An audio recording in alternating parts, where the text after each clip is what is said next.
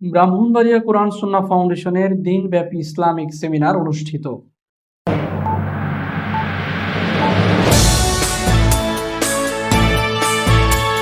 স্বাগত প্রিয় দর্শক, বিবিসি টাইমস বাংলার এখনকার সংবাদের সাথে আছি আমি তারেক রহমান। শুনছিলেন সংবাদ শিরোনাম, এবারে বিস্তারিত।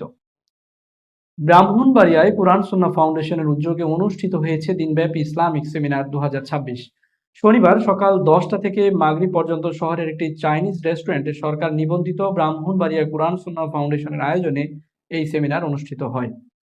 সেমিনারে সভাপতিত্ব করেন সংগঠনের সভাপতি জনাব সাইদুল ইসলাম সাইদ।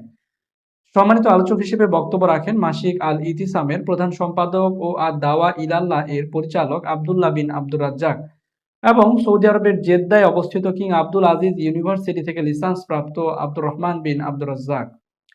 অনুষ্ঠানে আরো উপস্থিত ছিলেন ফাউন্ডেশনের প্রধান উপদেষ্টা শাহেখ আতাউল্লাহ বিন জমশেদ, সাধারণ সম্পাদক আল আমিন বিন বজলুর রহমান, সদর শাখার সভাপতি রাসেল বিন শাহজাহান, কসবা শাখার সভাপতি আমির হোসেন মাস্টার, নাসিরনগর শাখার সভাপতি সানাউল্লাহ বিন জরিফ সহ সংগঠনের বিভিন্ন পর্যায়ের সদস্যবৃন্দ।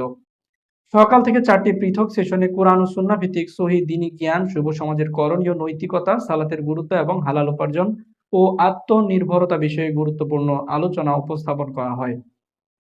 সেমিনারে অংশগ্রহণকারীদের জন্য বিষয়ভিত্তিক প্রশ্নোত্তর পর্ব ও মূল্যায়ন পরীক্ষার আয়োজন করা হয়। এতে তাৎক্ষণিক পরীক্ষার মাধ্যমে বিজয়ীদের নির্বাচন করা হয়। অনুষ্ঠানের শেষ পর্বে লটারির মাধ্যমে নির্বাচিত 10 জন অংশগ্রহণকারীর হাতে ব্লেন্ডার, প্রেসার কুকার, হটপট সহ বিভিন্ন আকর্ষণীয় পুরস্কার তুলে দেওয়া হয়। এছাড়া উপস্থিত সকলের জন্য ফাউন্ডেশনের পক্ষ থেকে উপহার সামগ্রী প্রদান করা হয়। সংগঠনের পক্ষ থেকে জানানো হয়, এটি তাদের একটি নিয়মিত বার্ষিক আয়োজন। এতে ব্রাহ্মণবাড়িয়া জেলা ছাড়াও জেলার বাইরের বিভিন্ন এলাকা থেকে আগত বিপুল সংখ্যক ধর্মপ্রাণ মুসলিম অংশগ্রহণ করে। দিনব্যাপী এই ইসলামিক সেমিনার শান্তিপূর্ণ ও সুশৃঙ্খল পরিবেশে সফলভাবে সম্পন্ন হয়েছে। ধন্যবাদ প্রিয় দর্শক, শেষ পর্যন্ত আমাদের সঙ্গে থাকবার জন্য। দেশ বিদেশের সকল গুরুত্বপূর্ণ খবর সবার আগে জানতে বিবিসি টাইমস বাংলার ফেসবুক পেজ এবং ইউটিউব চ্যানেলে যুক্ত থাকুন। আল্লাহ হাফেজ।